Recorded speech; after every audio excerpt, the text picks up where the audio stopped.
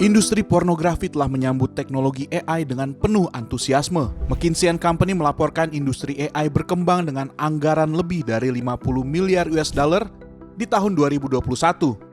Dan sekarang sedang meledak dengan mesin AI yang semakin canggih hampir setiap hari.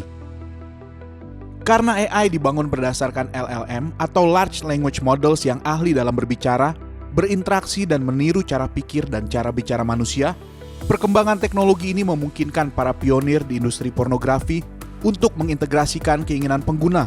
Sehingga sekarang dunia terancam datangnya tsunami aplikasi pornografi yang semakin mencandu pengguna. Situs Naughty America memanfaatkan kekuatan AI untuk menawarkan pengalaman yang unik dan intim, menciptakan jembatan antara fantasi dan realitas, dengan tujuan meningkatkan keterikatan pengguna melalui konten yang tepat sesuai preferensi individu. Naughty America telah menginvestasikan lebih dari 10 juta US dollar dalam pengembangan teknologi ini, menurut laporan dari Business Insider.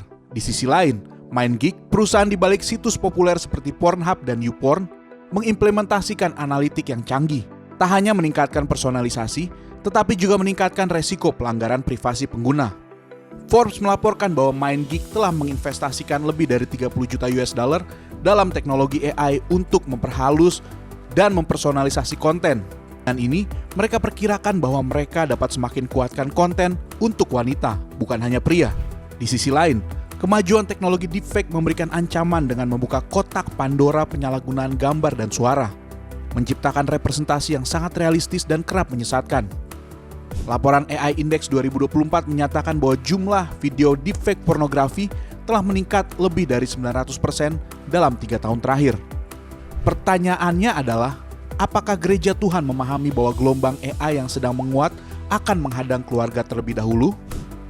Pengetahuan menguatkan doa kita, dan juga tindakan strategis gereja untuk terus memperbarui strategi dan metode pelayanan pemuritan yang menjadikan setiap kita semakin berakar dalam kebenaran. Gereja harus siap merespon arus globalisasi ini, termasuk ancaman teknologi dalam industri pornografi.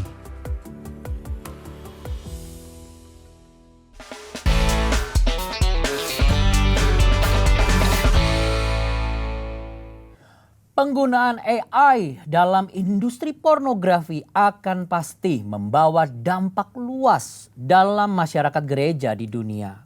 Membuat pornografi semakin mudah diakses, semakin luas dan pribadi kontennya.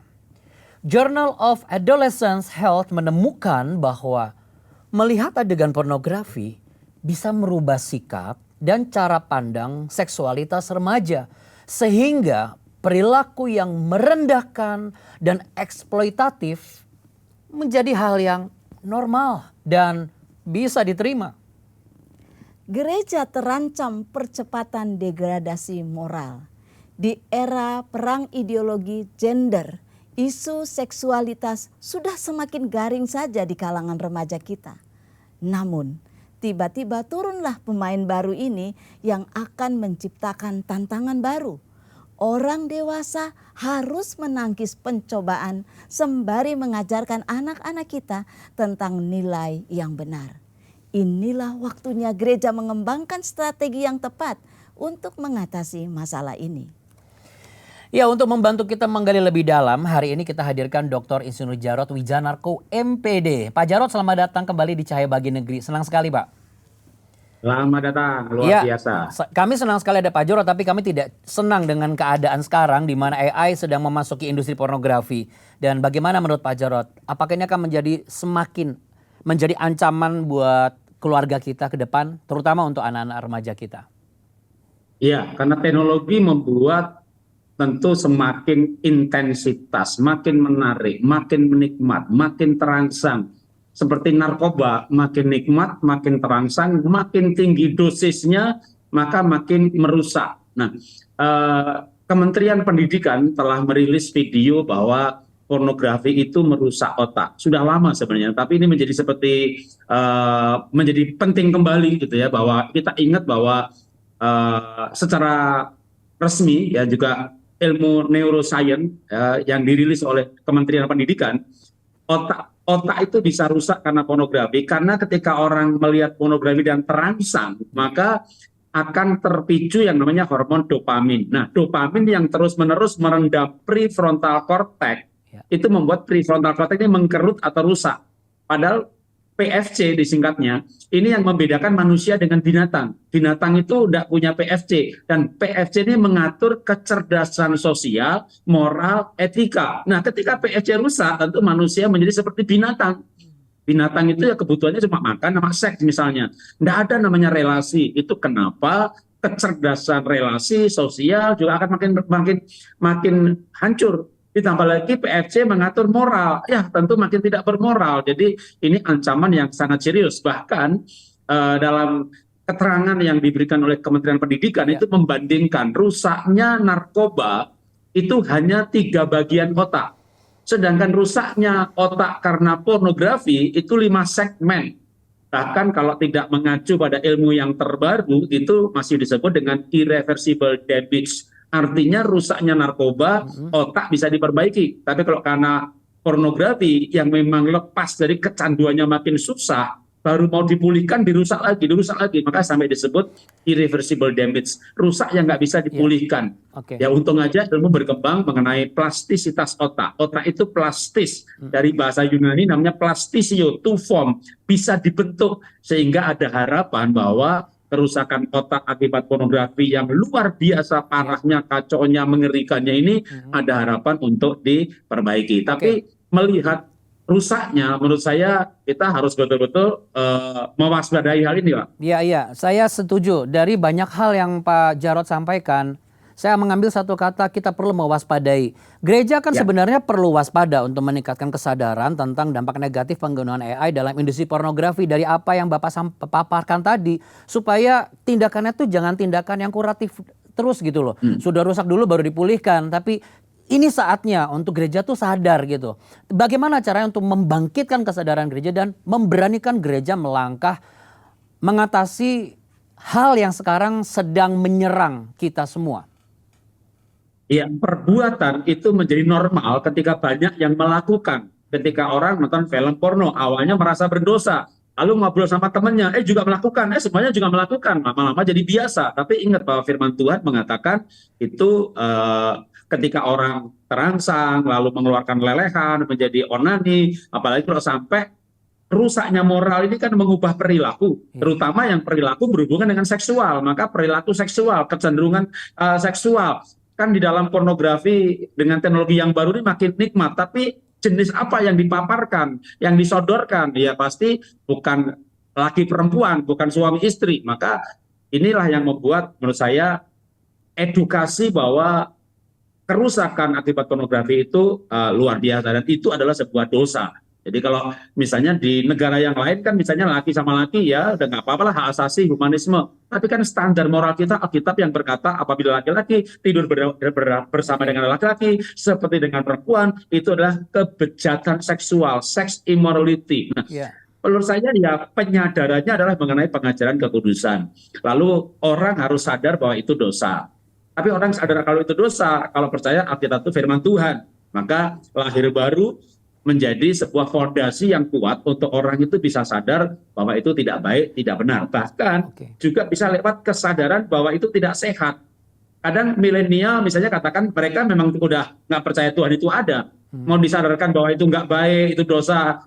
Mereka memangnya Tuhan ada. Tapi kalau disadarkan lewat sisi ilmiah misalnya, bahwa itu merusak otak, merusak perilaku. Kalau perilakunya tidak baik, moralnya nggak baik, nanti mereka nggak bisa kerja, nggak bisa sukses, nggak bisa produktif. Nah, mungkin milenial pengen sukses, mereka pengen happy life, mereka pengen kaya. Tapi bagaimana mereka bisa sukses kalau otaknya rusak? Jadi mungkin ya kita pendekatannya bisa sisi moral, sisi dosa, tapi juga sisi yang memang masuk di logika mereka bahwa milenial cukup banyak kok yang pengen happy life. Tapi happy life itu bukan dengan cara merusak otaknya. Tapi bisa kuliner, bisa jalan-jalan luar negeri, bisa menikmati dunia ini, dan itu bisa kalau sukses. Tapi orang tidak sukses kalau otaknya rusak. Ya, jadi maksudnya gini Pak, dari yang Bapak sampaikan tadi sebenarnya kalau saya jadi gereja ya, saya bisa menggunakan hal-hal seperti tadi itu sebagai pintu pertama untuk men-trigger dan menarik para milenial mau diskusi dan mau menerima semua informasi itu, baru kita giring kepada kebenaran firman Tuhan. Jadi gitu maksudnya. Ya. Jadi jangan langsung Tuhan dulu, jangan langsung dosa dulu gitu. Ya, karena kita harus masuk lewat pintu gerbang mereka kan ya. Apa yang menarik bagi mereka? Mereka kan milenial ini mau happy life ya. Semua yang happy. Mereka gajinya dikit aja berani minum kopi yang mahal, jalan-jalan ke luar negeri. Mereka nabung untuk happy. Kalau yang angkatan saya ini kan nabung buat beli rumah, beli aset. Sudah kaya, nggak bisa jalan, stroke, kolesterol, nggak bisa kemana-mana. Sedangkan milenial ini maunya happy life. Nah, kita bisa masuk lewat sebuah logika bahwa benar itu bahagia, bahwa sehat itu bahagia, bahwa sukses itu bahagia, bahwa bahagia itu juga butuh biaya. Tapi itu bisa terjadi kalau kita punya otak yang benar. Nah, itu bagaimana untuk ini menarik. langkah-langkah strategis yang nyata, Pak? Bisa mungkin Bapak bisa berikan contoh supaya nanti gereja mendengar ini langsung oke, kita mau bikin program. Mungkin contoh programnya apa, apakah bikin apa dan bagaimana supaya kata bahagia itu benar-benar bahagia yang murni, bukan bahagia namun jadi bahaya gitu.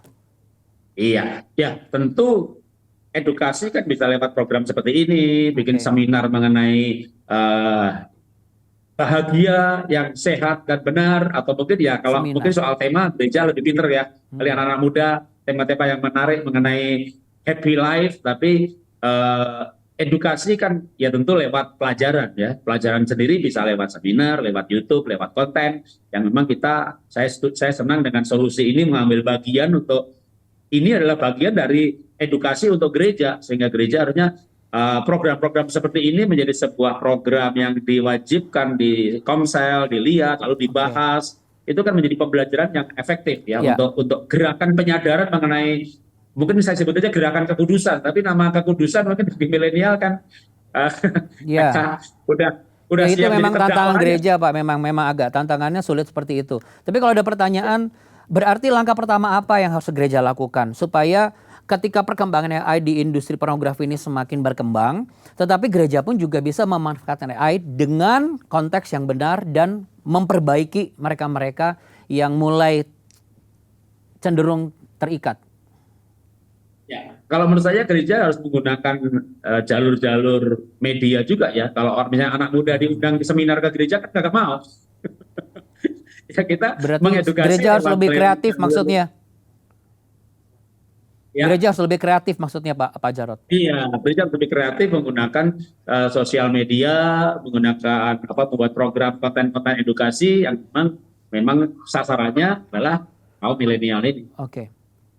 Pak, kalau seseorang atau katakanlah bagian dari kaum milenial ini sudah mulai tercandu dengan pornografi, mereka menyaksikan ini dan mereka menyadari, wah ternyata saya sudah kecanduan, apalagi saya seorang pengguna AI dan saya sudah menggunakan AI di dalam industri pornografi.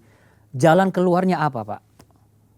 Ya, menarik bahwa dunia ini berkembang dalam segala bidang, gitu ya. Yang dosa makin dosa, tapi ilmu pengetahuan kan juga makin dalam. Di mana misalnya neuroscience yang terakhir-terakhir ini banyak diekspos itu mengenai plastisitas otak, bahwa otak itu plastis, to form, dari kata plastisio, bisa dibentuk, sehingga secara ilmiah pun ada harapan bahwa otak itu bisa diperbaiki. Nah, lalu ada lagi yang saya barusan juga lihat mengenai kalau kita hubungkan ini dengan kerohanian, dengan spiritualitas, sebenarnya manusia itu, Tuhan tuh berbicara dengan manusia itu dengan otak bagian mana gitu ya. Nah, ternyata di bagian sistem limbik, di mana emang di situ tuh mengatur perasaan atau hati nurani. Nah, ketika orang terikat pornografi, PFC-nya rusak, biasanya sistem limbiknya justru aktif, tapi aktifnya itu menjadi sensitif, emosional.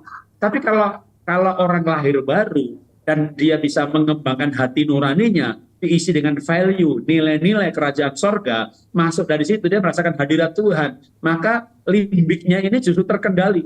Dia bisa mengendalikan emosinya, dan dari pintu gerbang inilah sebenarnya, karena otak itu menarik ya, satu dengan bagian lain itu dikatakan saling berkomunikasi.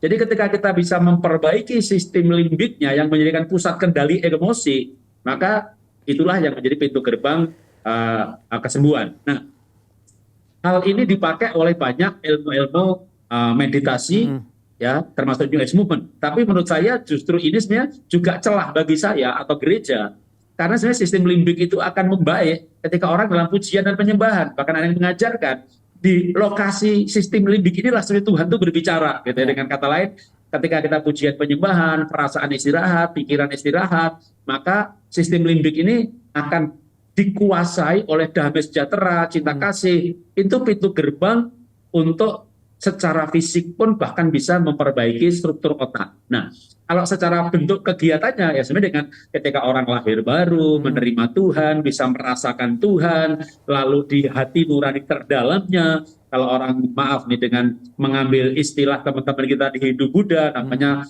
Tao sejati atau Tao murni. Kalau saya memberikan istilah enlightenment, perjumpaan dengan Tuhan. Ketika orang mengalami perjumpaan dengan Tuhan, maka sebenarnya itu merubah struktur otak. Ini menarik loh mengenai bahwa ketika orang hatinya damai sejahtera, sukacita. Ada profesor namanya John Kabat-Zinn, kepala klinik di Fakultas Kedokteran MIT Amerika. Itu kan dia meneliti orang-orang yang bermeditasi. Memang yang diteliti itu meditasi, tapi esensinya adalah orang yang merasakan sukacita, damai sejahtera, merasakan love, peace, kasih. Maka struktur otaknya membaik. Nah ini saya ketika saya belajar firman Tuhan, di mana ada love kalau bukan kasih Tuhan? Di mana ada damai sejahtera? Damai sejahtera yang berlimpah-limpah kalau bukan orang yang merasa dosanya diampuni oleh Tuhan. Jadi dunia mengajarkan bahwa energi kesembuhan tertinggi itu love, peace, joy. Tapi itu dapatnya dari mana? Kan dari firman Tuhan. Oke, betul Pak Jarod. Saya langsung ke pertanyaan beberapa waktu lagi ini. Pak Jarod, dari yang Pak Jarod sampaikan, saya langsung terbayang namanya keluarga nih Pak. Berarti sebenarnya kita bisa lakukan sebuah langkah pencegahan sebelum kita akhirnya bawa lagi ke gereja doakan lagi, lalu kemudian merasakan damai sejahtera dan lahir baru. Sebenarnya keluarga bisa melakukan lebih dulu pencegahan ini. Nah, apa yang harus keluarga lakukan di masa sekarang ini, Pak? Singkat saja. Kenapa orang adiktif pornografi atau adiktif gadget? Karena mereka butuh kenikmatan. Tapi kenikmatan itu sebenarnya manusia itu makhluk oikos, di mana kenikmatan tertinggi itu adalah dari relasi. Relasi dengan Tuhan, relasi dengan ayah ibu, dengan orang tua. Ketika orang tidak merasakan kenikmatan relasi, dia mencari kenikmatan yang lain. Misalnya dari gadget yang membuat dia terangsang, aduh ini nikmat banget. Padahal itu sebenarnya tidak senikmat kenikmatan relasi. Maka sebenarnya ketika orang merasakan relasi cinta kasih, dia akan menggunakan gadget dengan bijak bahwa ini hanya sebuah alat untuk bekerja, untuk belajar, atau untuk sebuah game, permainan.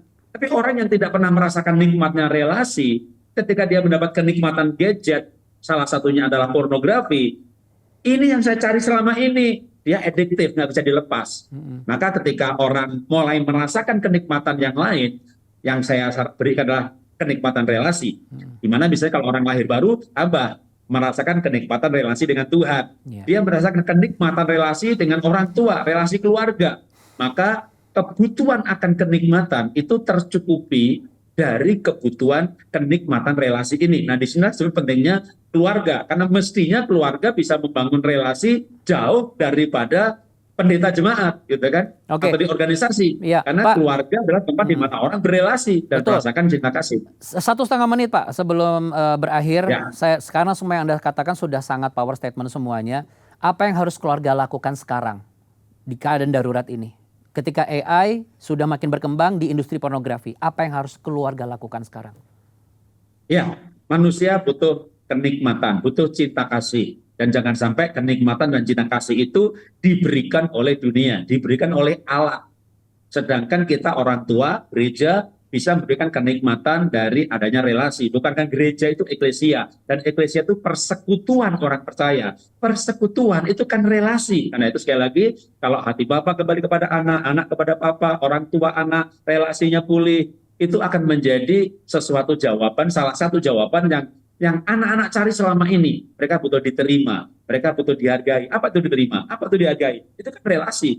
Jadi ketika cinta kasih dikembalikan kepada keluarga, cinta kasih juga dikembalikan kepada gereja, di mana gembala dan jemaat seperti bapak dan anak, pembapaan itu akan memberikan orang mendapat apa yang dibutuhkan dan dia dapatkan itu di keluarga atau di gereja. Semoga dari yang Bapak sampaikan dan pembincangan kita, gereja mendengar, gereja berani kreatif, gereja memuridkan keluarga, dan keluarga membuat bapak-bapak kembali kepada hati anak-anaknya ya Pak. Amin. Terima kasih Pak Jarod, Tuhan Yesus memberkati. Ya. Keluarga harus kembali pada perannya yang bertanggung jawab sebagai pendidik dan pengawal nilai-nilai moral dan spiritual yang tangguh. Kita orang tua yang harus menjadi sumber utama dalam memberikan edukasi seksual yang sesuai dengan usia anak-anak kita. Bila kita orang tua tidak menjadi yang pertama, maka akan ada sumber lain yang akan mendahului kita. Atau jangan-jangan bukan cuma mendahului, tapi melatih anak-anak kita. Dan itu semua ada di sekitar anak-anak kita. Sosial media, AI, perkembangan di semua industri media. Dan inilah masa di mana kita orang tua dan kita gereja saatnya untuk siaga, waspada. Dan kita harus terus menjaga generasi anak-anak kita tetap ada di tangan kita. Tsunami boleh menghadang, tetapi firman Tuhan berkata, sebab roh yang ada di dalam kamu lebih besar daripada roh yang ada di dalam dunia. 1 Yohanes pasal 4 ayat yang keempat. Apa jadinya jika anak siswa kelas 6 SD sudah kecanduan pornografi? Mari kita saksikan kisah Revi Halim.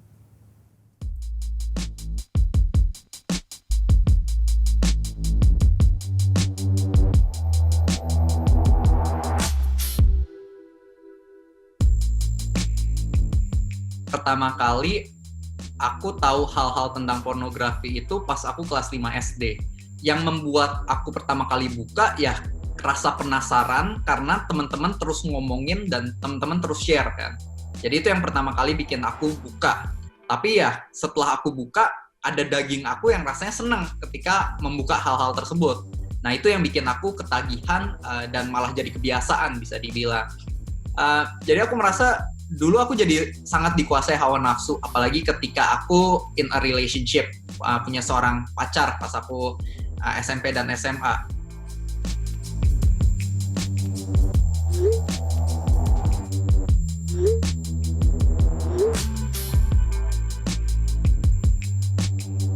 Aku jadinya bisa dibilang, kan harusnya cinta itu murah hati, cinta itu mempedulikan, mementingkan yang lain. Tapi karena pornografi ini secara nggak sadar aku dikuasai sama hawa nafsu, sehingga ketika masuk ke dalam pacaran aku pun bisa dibilang sebenarnya egois secara aku nggak sadar.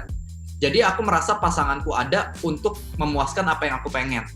Dan juga pacarannya ya dulu meskipun aku dulu belum pernah yang namanya seks bebas, tapi ya bisa dibilang mengarah ke hal-hal yang kurang baik gitu. Oleh karena hawa nafsu yang ada dalam diri aku yang menurut aku terpicu atau terdorong karena website-website pornografi itu sih aku merasanya.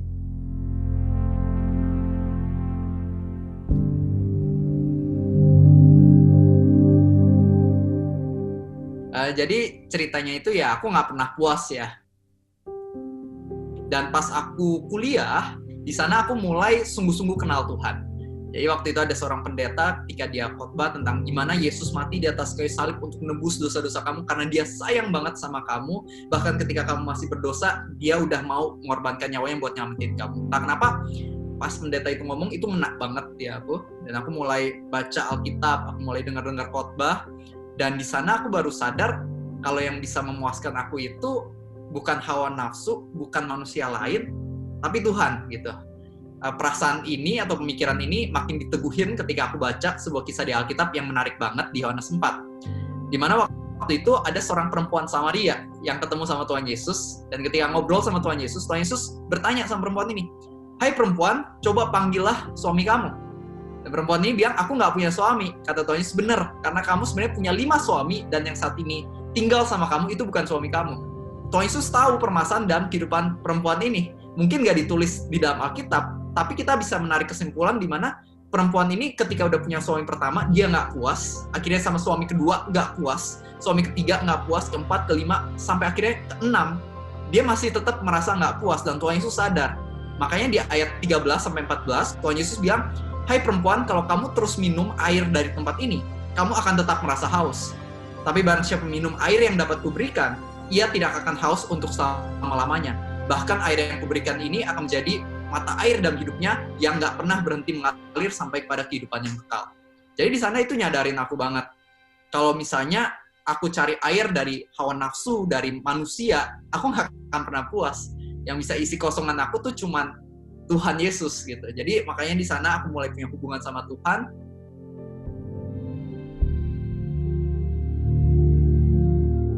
Aku bener cinta banget sama yang namanya dengar firman Tuhan. Jadi waktu itu aku suka banget dari yang dulu nggak suka dengerin khotbah jadi dengerin khotbah. He loves you so much that he died on the cross for you and shed his blood for you. And if you repent of your sins and receive him into your heart, you'll be saved. Aku bener seneng banget gitu.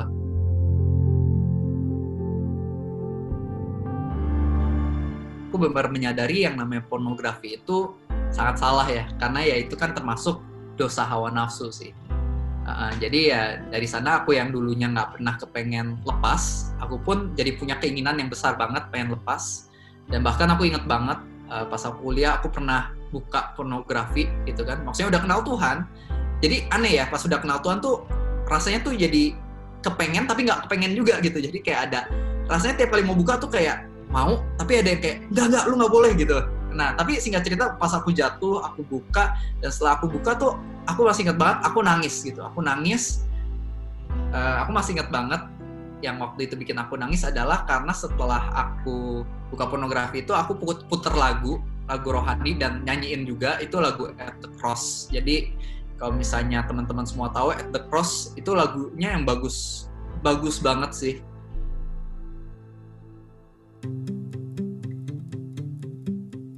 Jadi ya menurut aku ya manusia bisa berubah ke arah yang lebih baik, bisa keluar dari dosanya termasuk dosa pornografi. Bukan ketika dia orangnya disiplin dan baik dan hebat, enggak.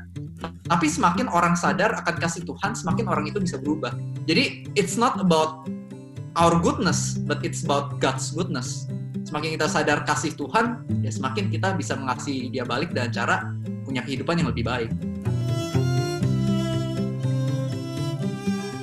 Kalau kita ngandalin kekuatan kita sendiri, kita nggak akan pernah bisa lepas. Pertolongan Tuhan, kasih Tuhan itulah yang dapat memampukan kita sedikit demi sedikit. Dia yang akan bantu kita di prosesnya buat kita lepas dengan sungguh-sungguh gitu loh.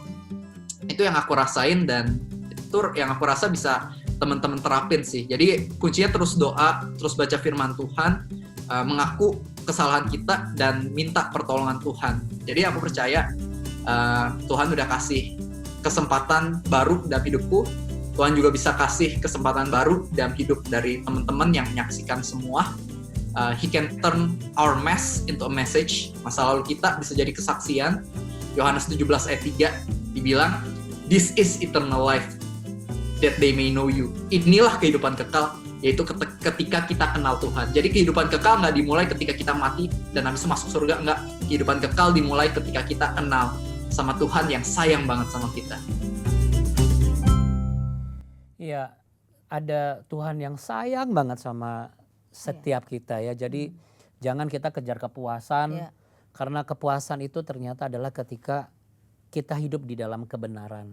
Karena kalau pornografi itu ya nanti bisa munculin depresi, kecemasannya juga nggak kelar-kelar. Akhirnya kita nggak merasa berharga gitu, harga diri jatuh dan akhirnya kita murah banget gitu. Betul, dan kalau itu adalah pasangan ya, jadi rasa terhadap pasangan itu menjadi hambar. Iya, jadi merendahkan juga ya ke Betul, pasangan. ya, dan juga akan mengarah kepada bagaimana fokusnya itu kepada apa yang ada di dalam pornografi. Iya, karena dengan pasangan kita tapi bayangnya ke yang lain gitu. Betul, ya. dan juga jadi nggak bisa percaya sama pasangan. Betul, Ya. betul. Saudara yang dikasih Tuhan,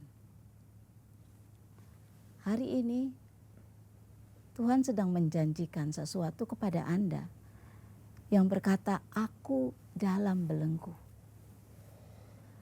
Aku tidak bisa terlepas dan aku merasa aku tidak layak." Tapi Tuhan berjanji di dalam 2 Samuel 22 ayat 7.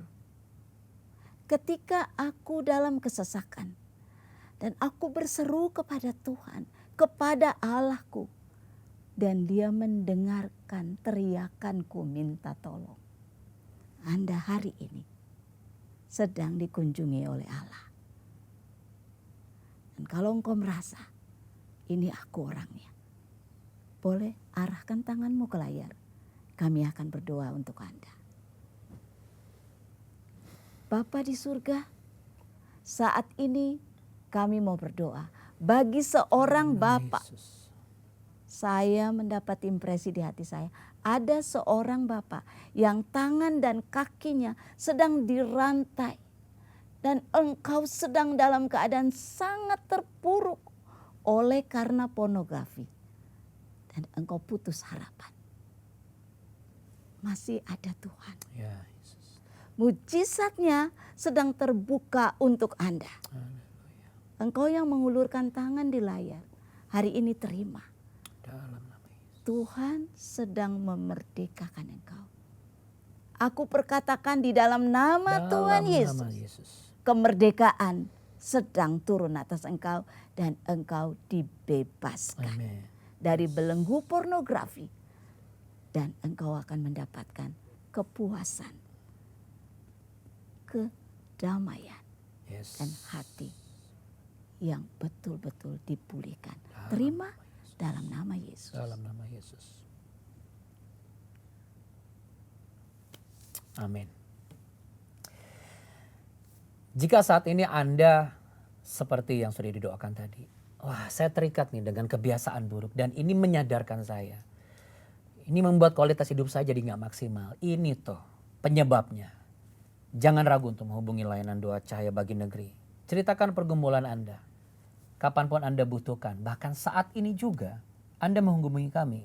Kami langsung mendoakan Anda. Seperti apa keberanian dan ketegaran anak usia 11 tahun menghadapi bullying? Mari kita saksikan kisah Esther dari Klaten, Jawa Tengah. Namanya Esther, berusia 11 tahun, dari Klaten, Jawa Tengah. Sebelum COVID-19, Esther sudah merasa tersisihkan dan sendirian. Dia sering menjadi korban bully oleh teman-temannya. Ya biasanya diajak STS puter, kamu jelek gitu. Kadang juga jahilin aku, terus kadang juga ngelukain aku. Terkadang juga cubit, terkadang juga jatuhin aku. Esther selalu menutup rapat perasaannya itu dan hanya bisa menuliskan apa yang dialami lewat kertas dan diselipkan di bukunya. Hingga suatu ketika, tanpa disengaja, ibu gurunya di sekolah yang juga pengajar di School of Life menemukan curahan hati Esther di bukunya itu. Jadi dia suka diajak temannya, dibilang elek-elek gitu. Esther kemudian diajak untuk mengikuti School of Life, yaitu program belajar setelah sekolah yang didukung oleh CBN. Di situ, Esther mendapatkan bantuan untuk belajar pelajaran sekolah dan juga belajar tentang kisah Alkitab dari Superbook.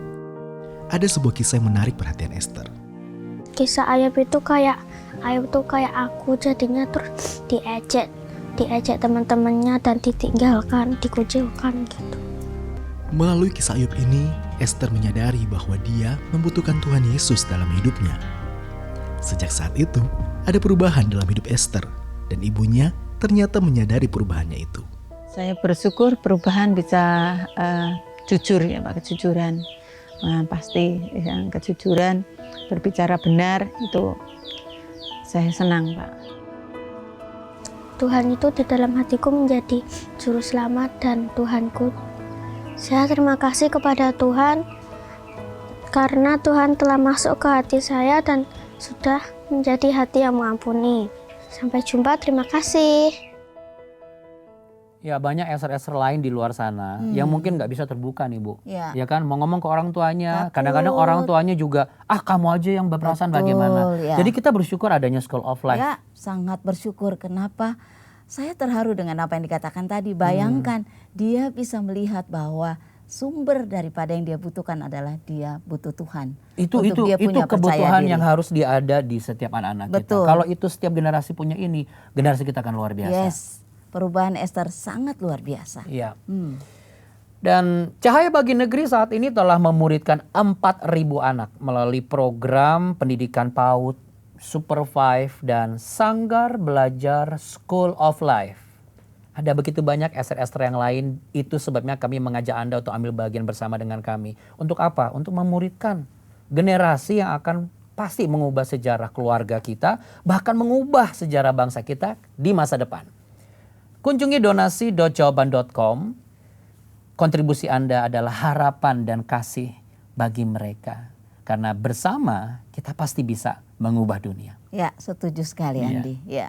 Jadi akhirnya saudara-saudara, semua yang benar, semua yang mulia, semua yang adil, semua yang suci, semua yang manis, semua yang sedap didengar, semua yang disebut kebajikan dan patut dipuji, pikirkanlah semuanya itu.